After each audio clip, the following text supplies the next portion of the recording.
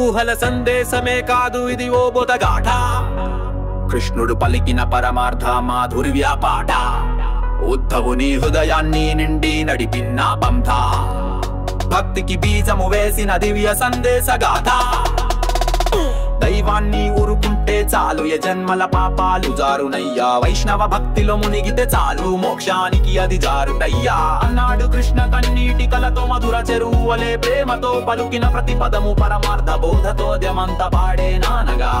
ఉద్ధవ సంసారం ఒక తపోయజ్ఞం, విరక్తి లేక పొంతన లేదు, ధర్మ స్థిరంగా నిలవదు.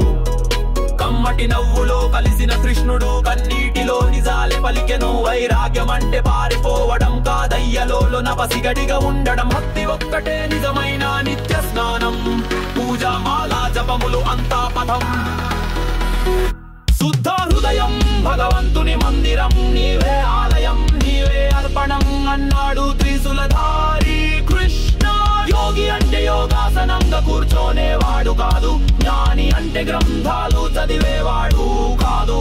జీవనం ధర్మానికి అంకితమైనప్పుడే ఆత్మగా నేను వెలుగుతాను ఉద్ధవా అని చరిత్ర పలికే. మాయలో మునిగిన నామస్మరణలో తేలిరా, బాహ్యలోకం మోసం చేస్తేను అంతరాత్మ బదలదు. నీవు దేనిని కోరావో అదే అయితివే, భక్తి నీదైతే నేను నీ అంతరంగమైనాను. బలరాముడు వెళ్ళిపోయే వేళ, రాధా కన్నీటి నదిగా మారే వేళ, నన్ను నిలిపిన ఒక్క నమ్మకం నీ ప్రేమ ఉద్ధవా. నీకు నేను మోక్షమై అందినది కాదు, నీవు నన్ను మోహంతో విడిచిపెట్టని భక్తి గొప్పది. పర్వతాల మధ్య పారే వాగుల అహంకార మధ్య పొంగే భక్తే, స్వార్థానికి దూరంగా స్నేహమయ్యే శ్రద్ధే నా అనుగ్రహానికి అసలైన ఆశ్రయం. పూర్ణమైన శరణాగతి నన్ను పొందే మార్గం, శాస్త్రాల కన్న సత్కార భావం గొప్పది.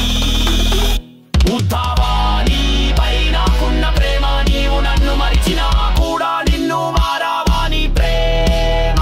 మనవుడి కృష్ణుడై మానవత్వం నేర్పేవాడు నేనే, భగవంతుడై మానవుడి బాధ తలచేవాడు నేనే. ఉద్ధవా నా లీలలు ఆట కాదు, ప్రతి ఒక్కటి నీ